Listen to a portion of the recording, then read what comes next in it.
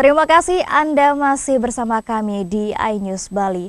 Pemirsa, sepanjang tahun 2024, kasus penyakit mulut dan kuku PMK pada hewan ternak tidak ditemukan di wilayah Provinsi Bali.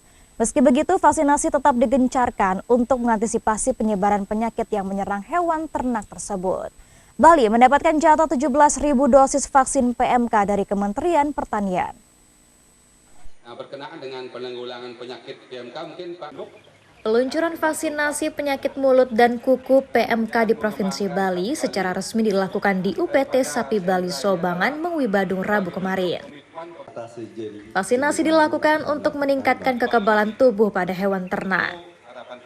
Direktorat Jenderal Peternakan dan Kesehatan Hewan Ditjen PKH, Kementerian Pertanian telah menyalurkan 124.225 dosis vaksinasi PMK tahap awal untuk menangani penyebaran penyakit tersebut. Dari jumlah dosis tersebut, Bali mendapat jatah 17.000 dosis. Dengan penyaluran vaksin tahap pertama, Bali ditargetkan mendapat 170.000. Hingga awal tahun 2025 ini tidak ditemukan kasus PMK yang menyerang hewan-hewan ternak di Bali.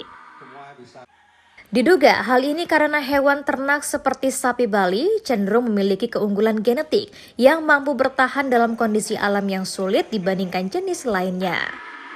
Di tahun 2025 ini, Kementan telah menyiapkan 4 juta dosis vaksin PMK yang akan didistribusikan secara bertahap ke 25 provinsi.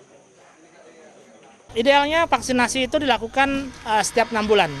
Jadi setelah vaksin sekarang, kemudian 6 bulan kemudian dilakukan booster untuk menjaga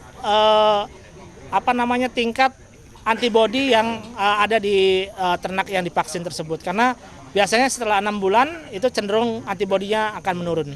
Untuk daerah seperti Provinsi Bali yang zero case, begitu ada kasus maka harus dilakukan pemotongan bersyarat dan pastikan tidak ada penyebaran virus dari lokasi kasus tersebut dan segera lakukan ring vaksinasi untuk menjaga agar ternak yang masih sehat ini tidak terinfeksi oleh virus PMK tersebut. Nah, terkait dengan PMK, hampir semua jenis ras sapi itu sangat sensitif terhadap PMK, termasuk juga sapi Bali. Tetapi situasi saat ini di Bali masih cukup terkendali karena seperti kita ketahui kick off vaksinasi yang dilakukan saat ini itu harapannya akan lebih memasifkan pelaksanaan vaksinasi sehingga cakupan daripada kekebalan daripada kelompok sapi Bali itu di Bali akan kembali naik dan kita memang betul-betul bisa mengendalikan penyakit PMK di Bali. Selain melakukan vaksinasi, sejumlah upaya perlu dilakukan untuk mencegah PMK, di antaranya dengan meningkatkan biosecurity dan manajemen pemeliharaan. Selain itu, juga penting dilakukan pengawasan terhadap mobilisasi ternak yang keluar masuk Bali.